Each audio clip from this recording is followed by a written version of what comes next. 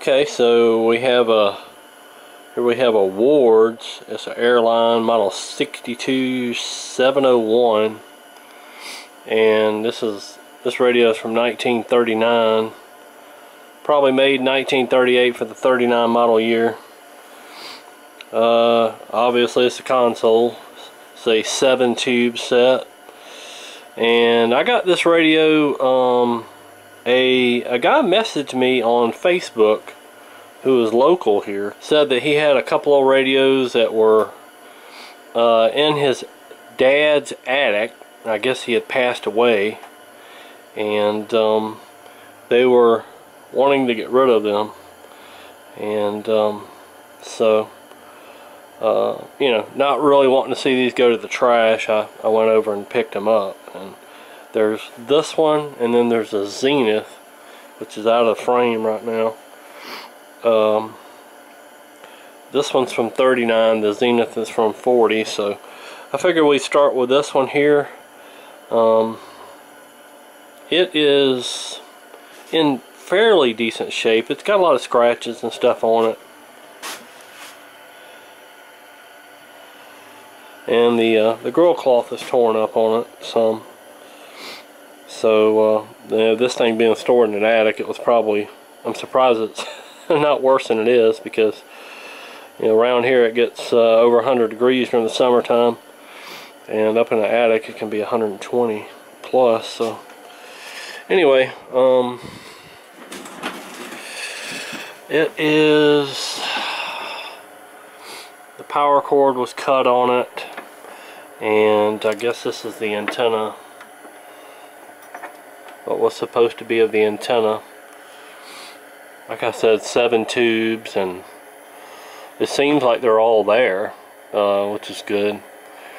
Don't know if they're any good. We'll have to figure that out. But yeah, I thought we'd dig into this. I've had this one a few months too. It's got the original guarantee tag still on it, which is really cool. Got the, like, a tear-off part up here. If I can get it out of there. That's the tear-off section. It's the bottom of this thing is perforated, and that would have went there. But it's all blank. Either that or it's just faded out over the years or something. I'm not real sure. But anyway, there's that, and then there's this tag that fell off, and I can see the imprint there where it was at, so I'll probably get some glue and glue that back on. But the first thing we need to do is replace this power cord. I rigged up this power cord on it just to see if what it would do, and didn't get anything. I think it lit up, but that was about all I got. It was dead. And hang on a second. Okay, and there's the tag there. If you can see that, model 62701. If I can turn that down a little bit. So anyway, it's still got the speaker in it, and the speaker plugs in right there. That's a plug, so that should make it a little easier to work on. I thought I would take it out of the cabinet and just work on the chassis, and then pull the speaker out and have that connected, so it'll be easy to test and stuff up on the bench. And I forgot about this. I found this in the radio. It's a 5Y4 rectifier tube, but it's on an adapter of some sort. It's a Ward's adapter. This radio takes a 5Y3 tube, so I'm assuming that this is an adapter so you can run a 5Y4 in place of a 5Y3.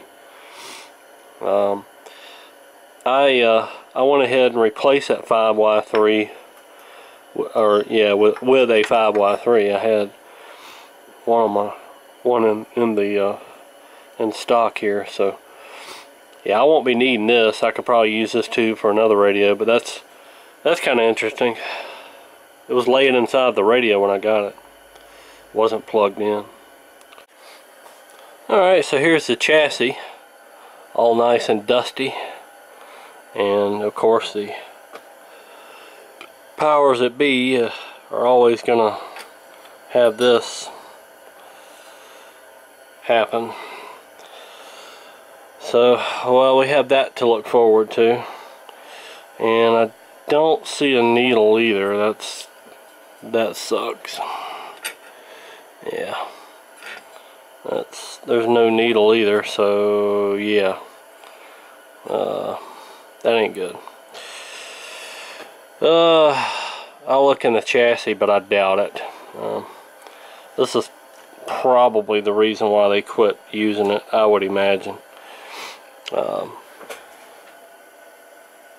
Yeah, kind of strange. The dial face, I guess, is in the set itself, and just the string itself is on the chassis. So maybe that needle or something is still sitting in the display, or the dial glass. I doubt it, but we'll look. So anyway, so let's look up under here, see what we got waiting on us under here. Huh. Well, it looks mostly all original, so this hadn't been monkeyed with, I don't like. So I haven't noticed anything right off the bat. This speaker here is for the this plug is for the speaker. Seal tight, solar seal tight capacitors. Good quality components in here. Yeah, these are like the original electrolytics. So, and the speaker itself is in good shape. It's in really good shape for the age. There's no dust cap on it, but it looks like it was made that way originally. But it's a nice shape, so that's definitely good to see. I'm going to keep that facing down. It may muffle the sound, but I'd rather do that than tear the speaker by accident. I mean, those things are like super delicate. Alright, first things first, I need to get this power cord replaced. That's kind of a unique looking strain relief there. I don't know how to get it out of there. It's like some kind of little lever there. It looks like it just comes in, and they've got it friction taped here, but yeah, it just solders in on the power switch, and then the other one goes to the transformer. Okay, so what it is, you can see this little lever. Push that in, and then I can do this one-handed, and then that pulls down. This is like a little release lever for that, and you pull it down, and then you can snap it back by basically the reverse. Put it back like that, and that, I guess that puts pressure on the, there it goes. It's snapped into place. But this brown cord that I have is too thick, it won't fit in there, and I'd have to cut that out. I really don't want to do that, so we're going to have to go with this white cord. It actually still slips in there, so I went ahead and just tied a knot in it. That'll keep the strain relief, keep it from ripping out. Alright, power cord's done. Got it heat shrinked and soldered together, and got it soldered to the volume power switch. Anyway, so we got this. And you know, I love these games that some of these manufacturers play. They just put a part number on it, and absolutely no value information. There's not even any voltage information. So this one here is a 10 at 450. So 10 microfarad at 450, so that'll be easy. I've got some of those in stock, and that's the only two electrolytic. I guess I'm gonna need to get a schematic and find out what this is. Awesome. Oh my God, they're everywhere. Literally thousands. Well, it does actually work. It's way more than 100. They are branding everything for what they're about to do. They're scripting. It's coming. The next 321 days, get ready. Capacitors aren't even humming. They're still original. Pretty cool. I just thought I'd plug it in and see if it worked. Depopulation of the planet. That's why as we begin Looks like that. 2021. You got two wires on here. Whatever this is. That seems to be shorting something out, so I need to take that out of there and get rid of that. I don't know what that is. Hey, it does work, so that's always good. Means we got a really good foundation to work with here. Alright, so somebody has just twisted this wire on here.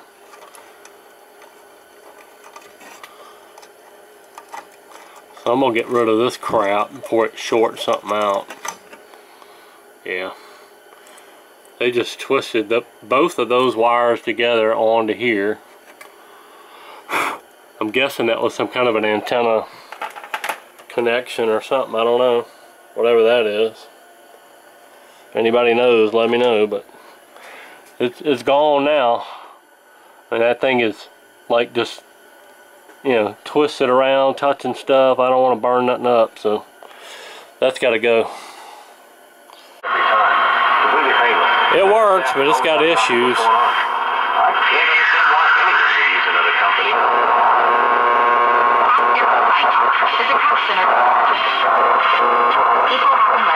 Capacenter.com for rate savings and offer limitations. This ad contains brief answers. NMLS ID is 7717. That's on and off in tone, and this must be the volume.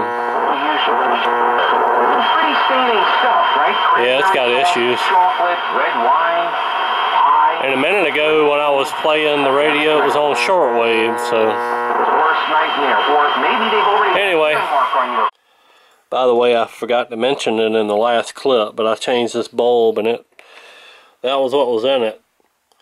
Looked pretty burnt out and it wasn't working, so I found a 47, put it in there and it works. So got both of these bulbs working.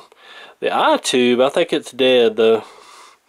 It's got issues. It's got a bunch of old components that probably need to be changed out.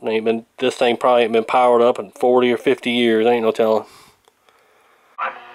Was this one corner? It was a restaurant bar. Alright, like so I replaced this one cap that's 10 microfarad, 450. You know, this was like if there was a window involved. It's an old Mallory.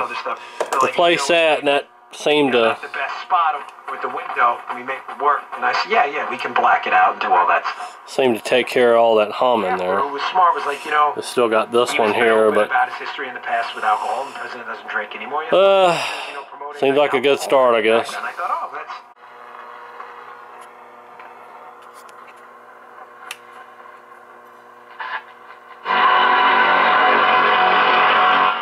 Thing keeps moving. Listen though.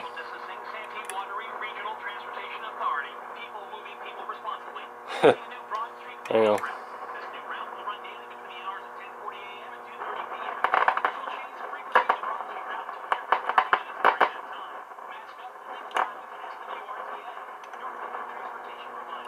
Hear that hum? It's gone. Yeah, that cap's probably a little leaky.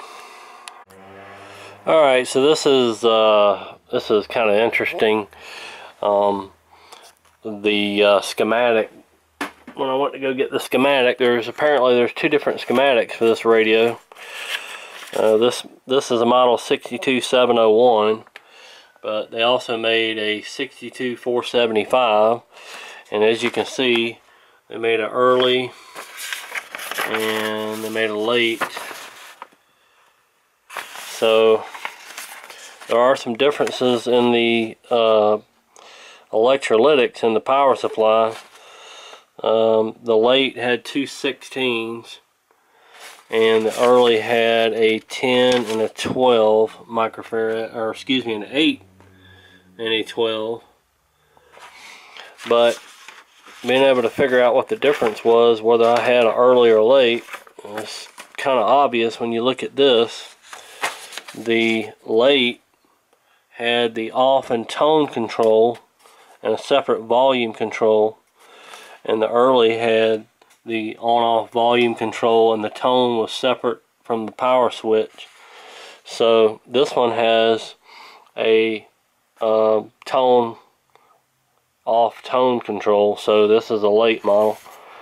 So, and I kind of thought so, because even though this doesn't tell you the value on this capacitor, if you look, the part number starts in 16, and this code here ends in 16, so it's kind of a little bit of a clue that'll tell you it's probably a 16. So this had 2 16s. They put a 10 in here, and that's what I put in there.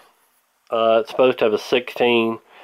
I don't have a 16. The only thing I have is a 15 and some 10s, so I'm gonna put a 22 in there. I don't think it's a big deal. Yeah, I don't have a 16. I got a 15, which will probably just fine. And I mean, the thing's running on a 10 just fine. But I'm probably gonna switch them and just put 2 22s in there and just be done with it. On the market. Alright, so I robbed an eye tube out of another radio I've got, and that's what the problem is. The eye tube on this one is not working. Tube's bad.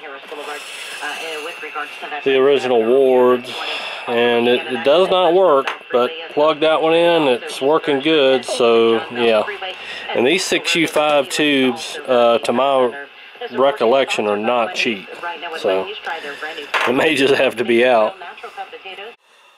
Alright, so one of the major issues with this set is the dial cord is broke on it.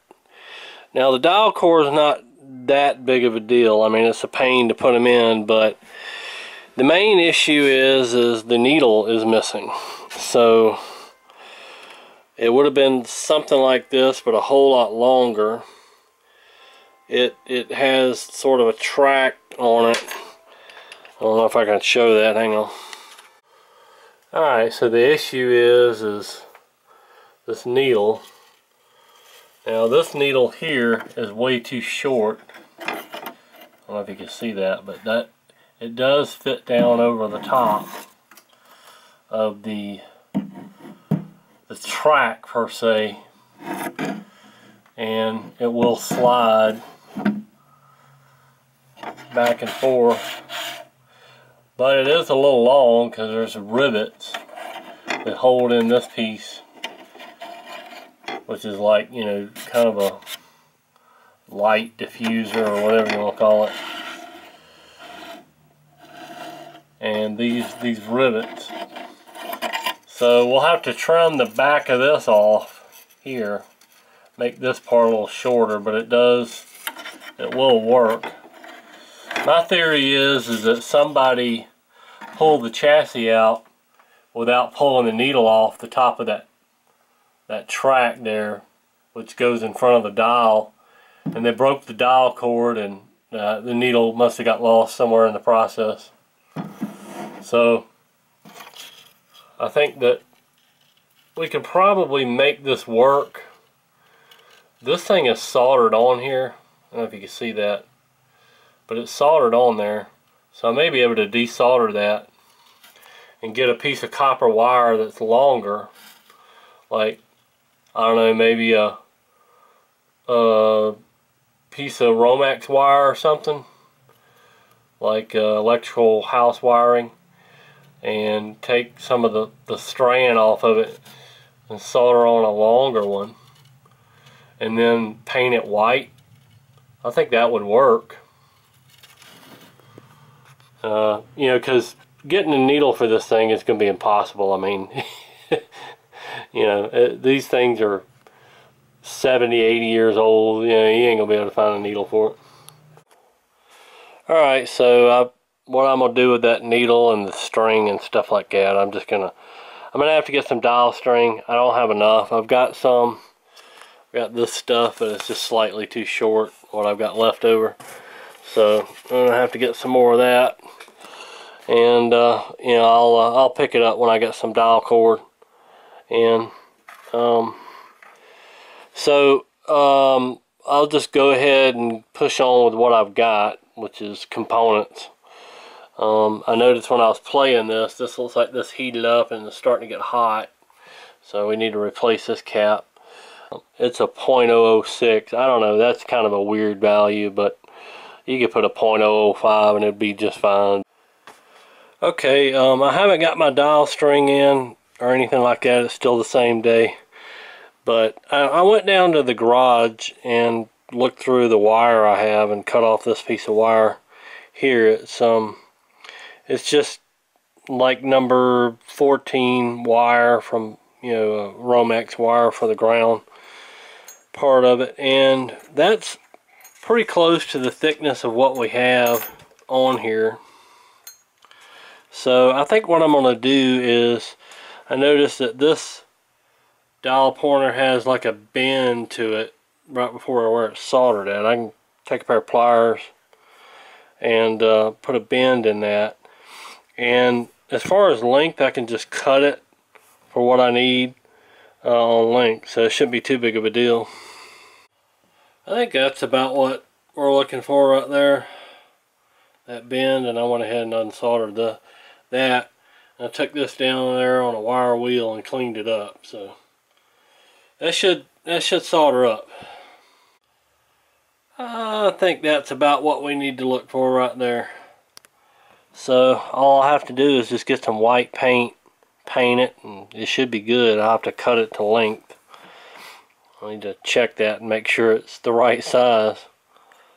If not, I can always get a longer piece, but I don't think it's any longer than that. Alright, that is the correct length, or about thereabouts. I've got it cut down so it moves freely in the dial back and forth and all that. So the only thing left I need to do is I need to trim that, the length of this back. I'm going to trim it about to the same as the front, and I think that'll keep it from snagging on those little rivets in there. Alright, so I'm back on this radio and going through these resistors, or well, going through these voltages. I was checking voltages. I found this 20K, which is R9, listed right here, and this was hooked to pin 6 and pin 4, which was on this bypass cap here. And so the voltage was a little low on this pin, and so I figured it was either this short, you know, pulling at the ground, which is more likely the resistor is up. So anyway, it's a 20K and it's reading pretty high, about 40, almost double the value. Can't do it with one hand. Almost 40, is like 37, so it's up a little bit, so I'm going to go ahead and replace that. Alright, got that resistor replaced, and that's definitely a lot better voltage there. It was only about 80. And it's supposed to be 100-ish. So that's definitely better. Alright, so I don't know if you can see it, we got a 10K here. And should be able to see that meter. See if I can sneak past. Let me see, I'm gonna have to move you a little bit. There we go.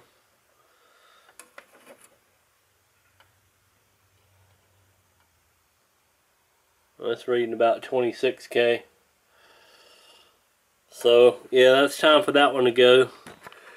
when I saw that, I saw it was an old replacement, and I'm thinking, yeah, that particular style of resistor is probably gone up in value, and it's got a pretty good bit of voltage behind it. I want to say 200 and something volts, so it drops it down. But anyway, yeah, so that needs to go, and I'm going to replace these caps while I'm in here. I had to undo them, so somebody had put 2.01s in parallel, so we're going to get that replaced. And then there's this 0.02 here. They did a kind of a gloppy job on the solder work there, but we'll get it replaced. I'm just going to go ahead and clean up this circuit a little bit. Okay, so I kind of skipped ahead. I got all that redone and pretty much everything else. I'm going to leave that old tone capacitor in there. It's not a big deal. Works just fine. Rest of the caps are replaced, and out of tolerance resistors are replaced. Playing really well, so the only thing we're waiting on now is my dial string. I've got the needle, or the pointer, made up. Got it cut to length, and I'll have to get some white paint and paint that. But yeah, other than that, we're done. Alright, so I went to the mailbox, and 2 of the parts came in. There's our replacement eye tube.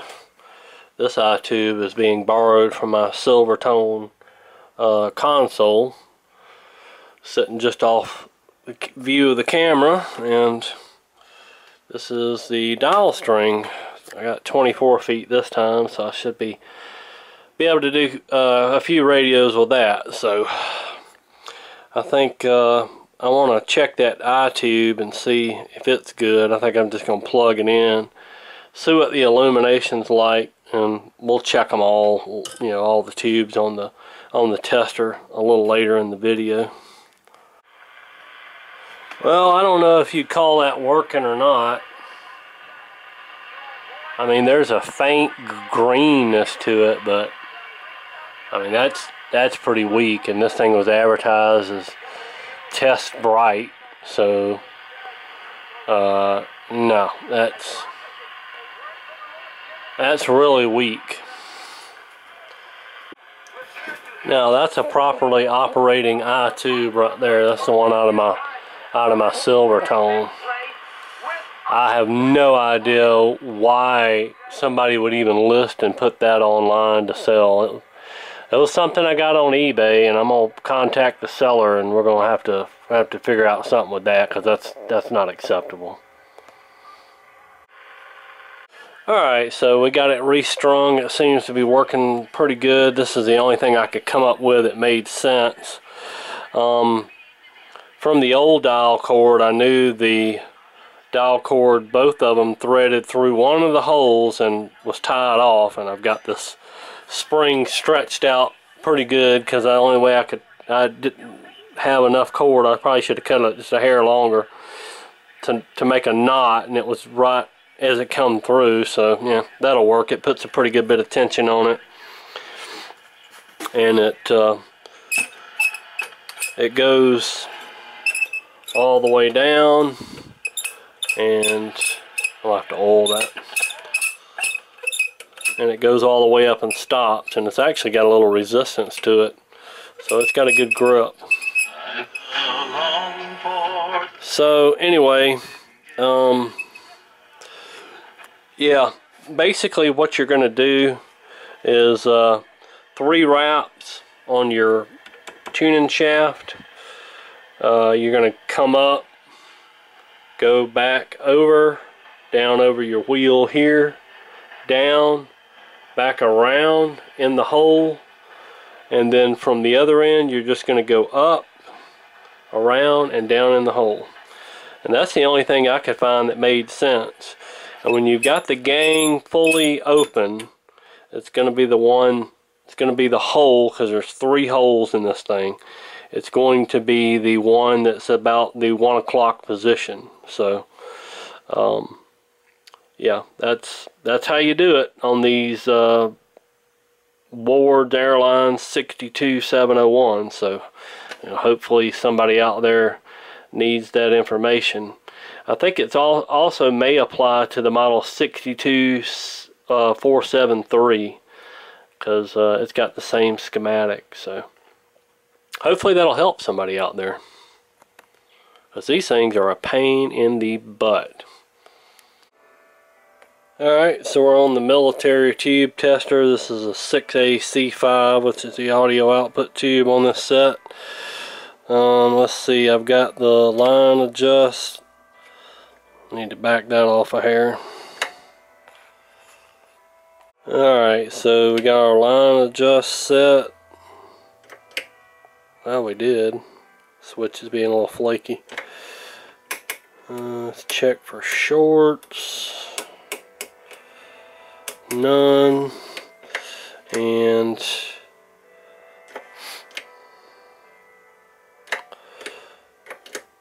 looks like the minimum is 21. That's right at 21. But so I'm gonna leave this in here because I don't have a 6AC5. Alright, here is the 6C5.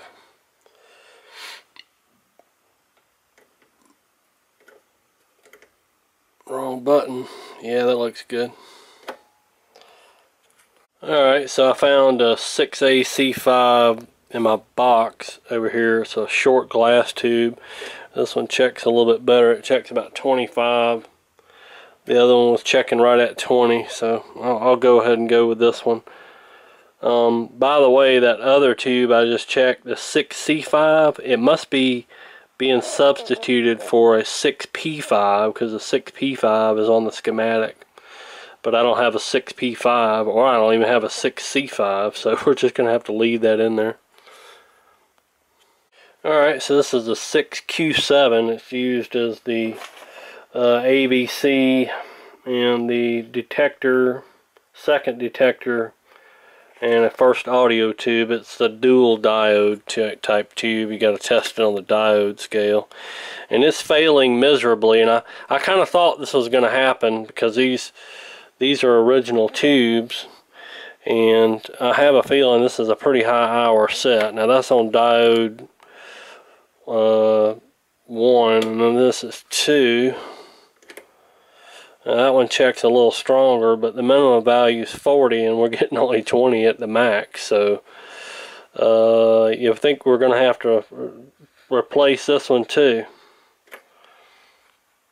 Alright, so here's a 6Q7 I've got out of my junk here, and it reads closer to what it's supposed to. Oh, wrong button. Yep, right about 40, so I'll go with that one. Alright, so I was getting some skewed results with this tube, and I found out that I had some sort of a connection issue here with this grid plug, so I'll replace that, and we're getting pretty much consistent readings. This tube is weak too.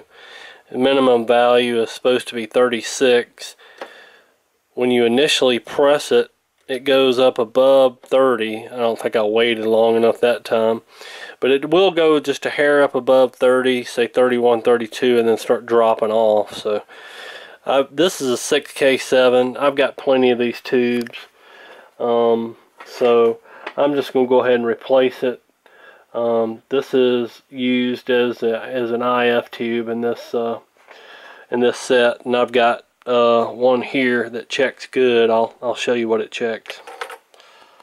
Alright, so here is 6K7 out of my box, and it checks pretty close to 40, and the minimum is 36, so I'm going to slap this one in there.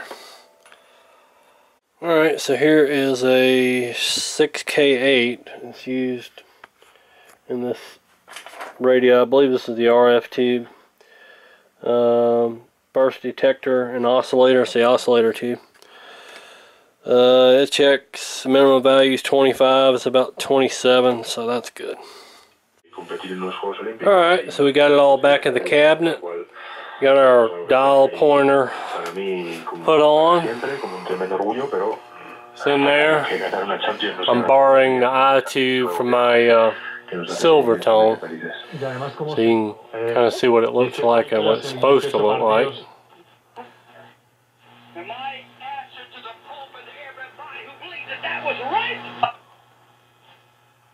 We're on shortwave, which is down here.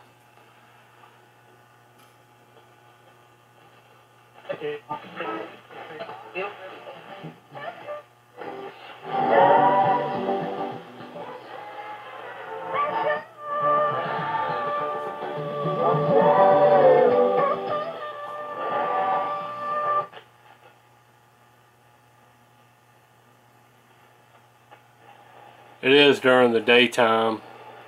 I don't know, about 2 or 3 o'clock. So, not going to have any real DX in here. But it is picking up on the upper bands. This is up by 18, so that's doing pretty good.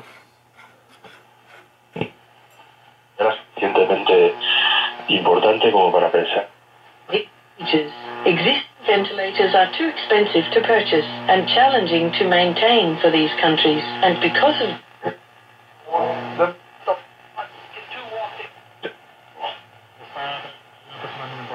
www.wrmi.net.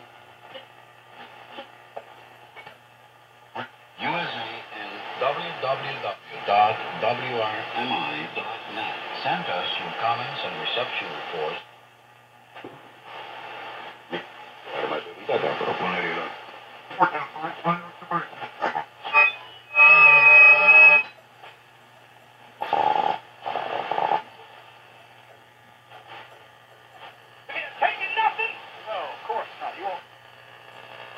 It even picked up pretty good on the lower part of the dial.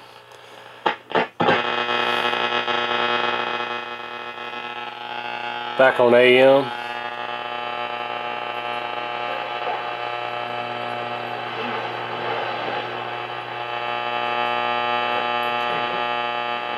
David Gibbs Jr., a Christian doctor and anesthesiologist, recently.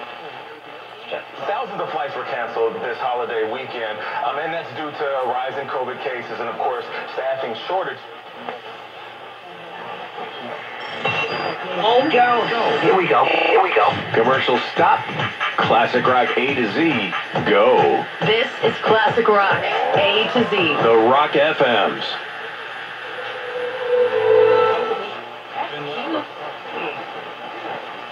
You're covered. Maybe both. But she is an epic failure at her job. The thunder sounds no more.